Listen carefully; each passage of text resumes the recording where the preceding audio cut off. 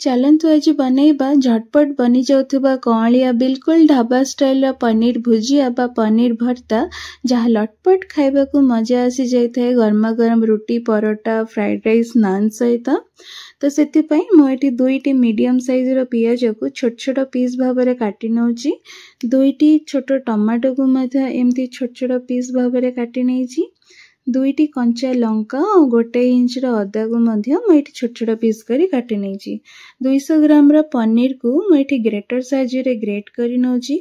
Half cup fresh दही रे 1 चम्मच हल्दी गुंड लंका गुंड धनिया गुंड गरम मसला ऐड करी ताको भले से गोळेई नउची।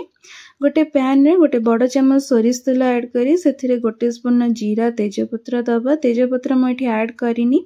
बेसन भाजी हे गले अल्प टाइम सेथिरे काटी रखिथिबा पियाज को दबा। पियाज हमर एठी लाइट ब्राउन कलर हे गले सेथिरे स्वाद अनुसार लूण दबा।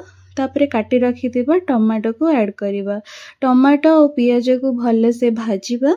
सेथिरे तापरे ऐड करिबा कंचा लंका और अदा जहाँ को हमें चॉप करिक रखिथिले ताकू दबा। एही मसला को हमें किछि टाइम पई भाजी नबा। एठी पियाज टमाटो कंचा लंका अदा भाजी हे गलानी तो दही रे हमें जो मसला को मिक्स कर रखिथिले ताकू ऐड करिबा। किंतु मने रखंतु गैस रो फ्लेम को हमें लो कर देइतबा। दही रे मसला को एबे ऐड करी भलसे मिक्स करला परे कसूरी मेथी को ऐड करी किछि टाइम पे मसला को कसी नबा। ग्रेट कर रखिथिबा पनीर को मैं एठी ऐड करूची। पनीर को मसला से तो भले से मिक्स करी सेतिरे हाफ ग्लास रो गरम पानी को देइची।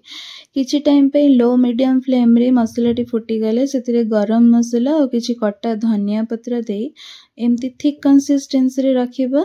एई भली भाबरे पनीर भुर्जी को आपण रोटी परोटा नान सहित ट्राई करंतु और मो सहित आपणकर अनुभव निश्चय भाबरे शेयर करंतु। रोची धन्यवाद।